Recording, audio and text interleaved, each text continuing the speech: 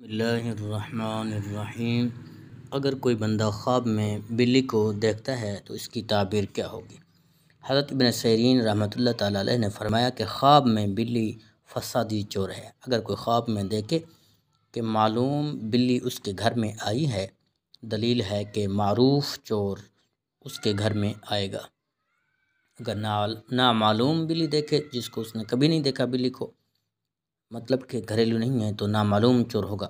اور اگر دیکھے کہ گھر سے کوئی چیز کھا گئی ہے یا لے گئی ہے، دلیل ہے کہ چور اس کے گھر سے کوئی چیز لے جائے گا۔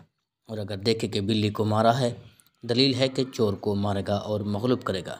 حضرت ابراہیم کرمانی رحمۃ اللہ تعالیٰ علیہ نے فرمایا، اگر خواب میں دیکھے کہ اس نے بلی کا گوشت کھایا ہے، دلیل ہے کہ اس کو اسی قدر چور کا مال حاصل ہوگا۔ اور اگر دیکھے کہ بلی کے ساتھ جنگ کرتا ہے اور بلی نے اس کو خراش لگئی ہے، دلیل ہے کہ بیمار ہوگا۔ اور اگر بلی کو مغلوب کیا ہے، دلیل ہے کہ بیماری سے شفا پائے گا۔ اور اگر بلی نے اس کو کاٹا، دلیل ہے کہ اس کی بیماری دراز ہوگی۔ اور بعض اہل تعبیر نے بیان کیا ہے کہ بلی تعویل میں خادم یعنی نوکر یا نوکرانی ہے۔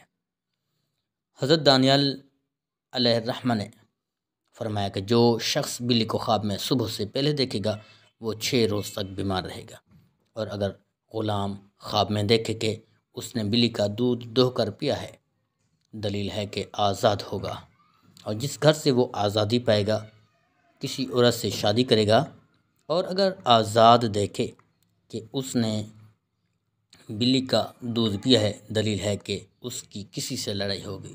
حضرت جعفر صادق رحمۃ اللہ تعالیٰ علیہ نے فرمایا کہ خواب میں بلی 7 وجہ ہے، اس کی تعبیر یہ 7 ہوں گی: چور، چغل خور، نوکر، بیماری، مہربان عورت، لڑائی اور جھگڑا۔